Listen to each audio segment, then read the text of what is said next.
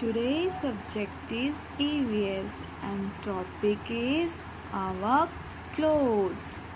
There are types of clothes we wear: cap, pant, coat, shoes, shirt, socks, scarf.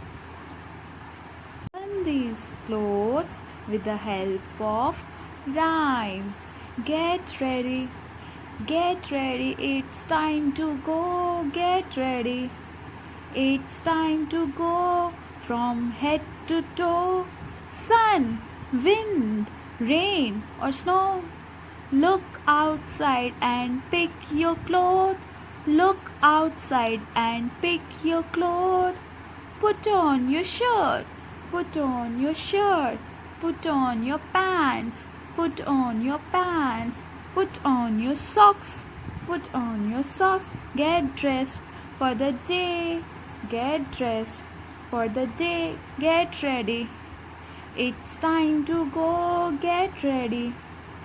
It's time to go from head to toe. Sun, wind, rain, or snow. Look outside and pick your clothes. Put on your hat. Put on your hat. Put on your coat. Put on your coat. Put on your shoes.